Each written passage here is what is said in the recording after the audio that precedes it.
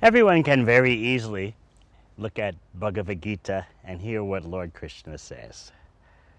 Actually, knowledge of consciousness and our real identity is considered the ABCs of spiritual life. Without understanding the ABCs, how can human society get anything right?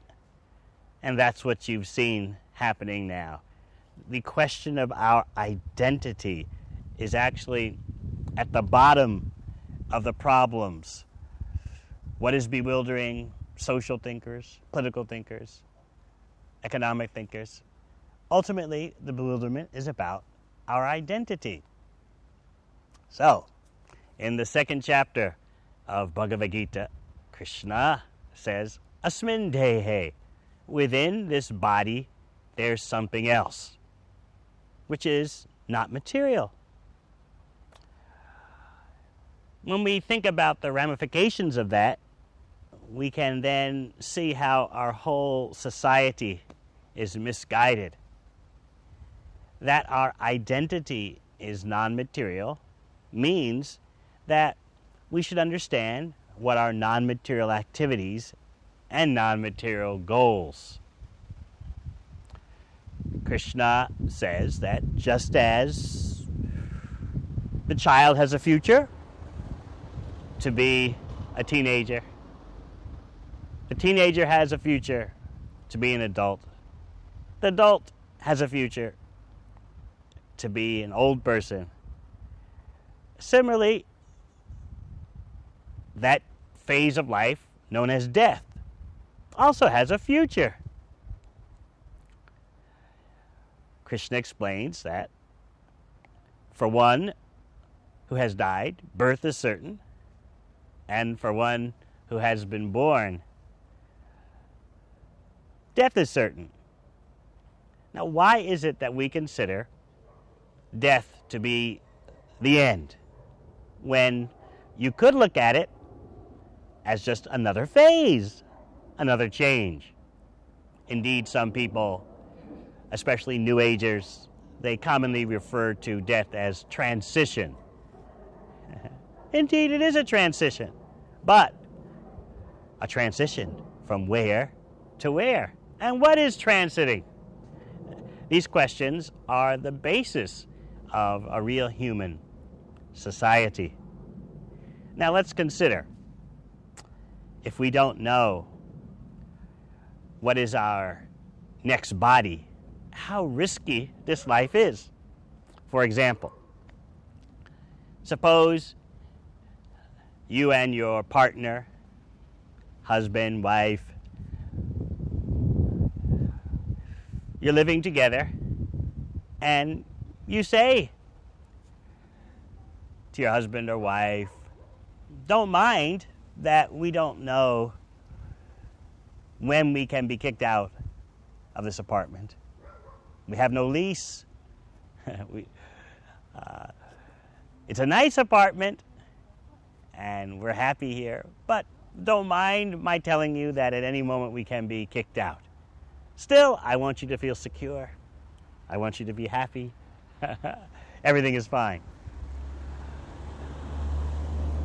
Who would accept such? Especially what wife would accept such? Insecurity and ignorance. No. You would want to know from your spouse, from your partner, well, what will our next apartment be? Do we have enough money saved in order to get the next apartment? We don't know when we can be kicked out of this apartment, even though it's so nice. We have to be prepared. We have to think of the future. Everyone would think like that, yes.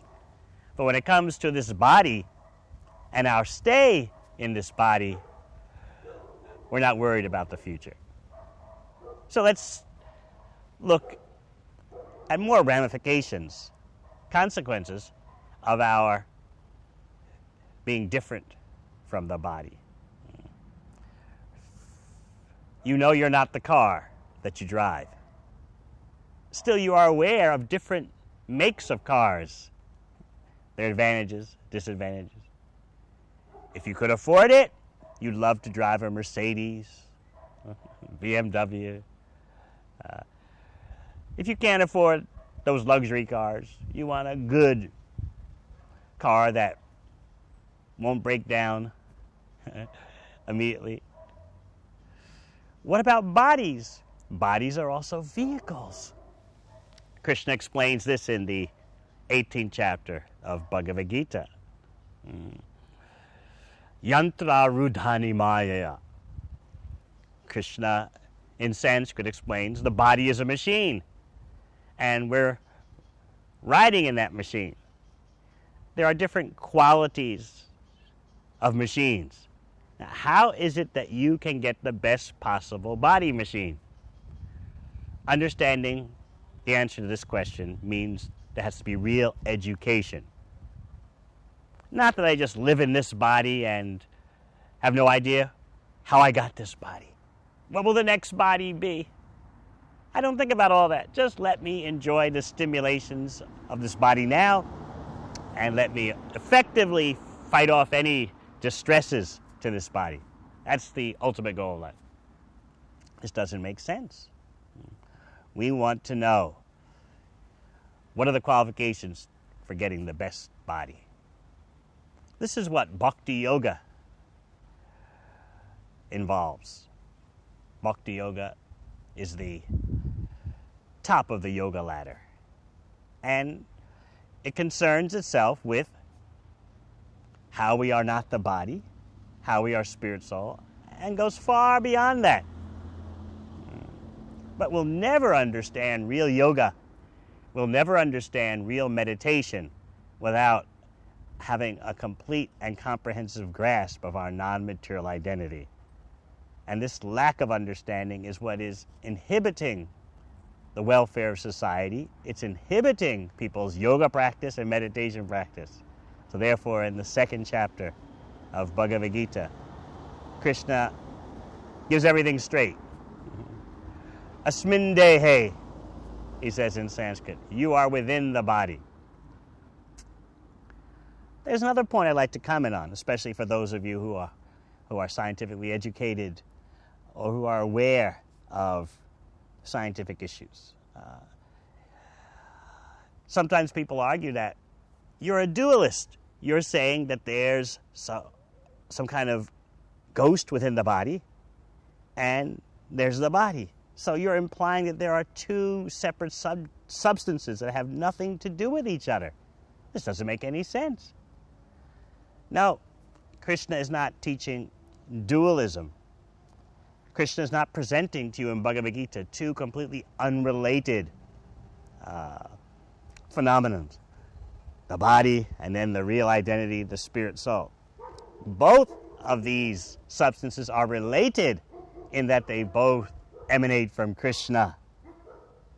So therefore, rather than say we're speaking about dualism, it would be better to say we're speaking about emanationism. Everything emanates from Krishna. So matter and spirit are connected in terms of their common source. So once you understand the common source, once you understand Krishna, then everything falls into place. Therefore, we recommend Krishna consciousness, just as Krishna teaches in Bhagavad Gita.